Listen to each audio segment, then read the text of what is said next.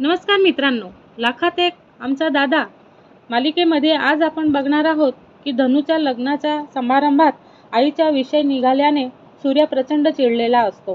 तो आंब्याच्या झाडाजवळ येतो आणि त्याला आई मानून तिला दोष देत बोलतो। तो म्हणतो की तिच्या कर्मामुळे त्यांना गावाने वाईट टाकले, वडील दारूच्या आहारी गेले आणि बहिणीचे लग्न होण्यास अडथळा निर्माण झाला। तो तिला आपल्या आयुष्यात नको असल्याचे सांगतो आणि झाडही तोडून टाकण्याचा निर्धार करतो। आई हे सगळं ऐकते आणि तिला खूप दुःख होते।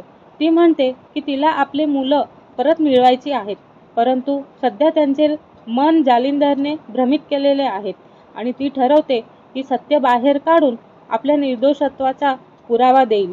मात्र ती सध्या आपल्या उपस्थितीमुळे मुलांना अधिक त्रास होऊ नये म्हणून निघून जाण्याचा निर्णय घेते। धनूला आईची खूप आठवण येत असते। ती अंगणात फिरायला जाते आणि आईशी मनमोकळं बोलते। तिच्या भावना व्यक्त करताना ती रडते।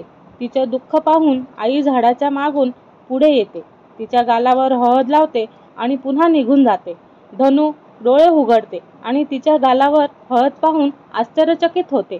तिला विश्वास बसत नाही की आई प्रत्यक्षात आली होती की तिला भास झाला। दुसऱ्या दिवशी धनूच्या लग्नाच्या तयारीत सूर्या व्यस्त असतो आणि त्याच्या डोळ्यात काहीतरी जातं।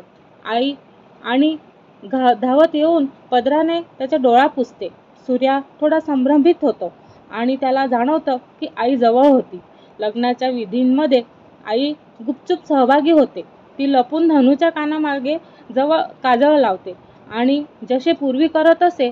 तेजूला हे पाहून आईची आठवण येते आणि ती भावूक होते। लग्न समारंभ सुरू होतो आणि धनू घर सोडण्याच्या विचाराने भावूक होते। सूर्य तिला समजावतो आणि आनंदाने नवीन आयुष्याची सुरुवात करण्यास सांगतो।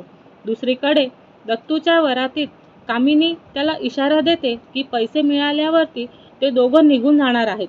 शत्रूही त्याच्या कटात व्यस्त असतो। तो सूर्याने कर्ज घेतलेल्या व्यक्तीला फोन करून लग्नाच्या वेळीच त्याची प्रतीक्षा खराब होण्याचा आदेश देतो।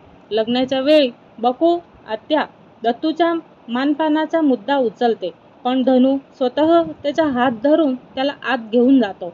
विधी सुरू होतात आणि डॅडी त्यांच्या माणसांना एका स्त्रीला शोधण्याचे आदेश देतात। त्याच वेळी आई तोंड झाकून धनूचं लग्न पाहण्यासाठी आतमध्ये शिरते।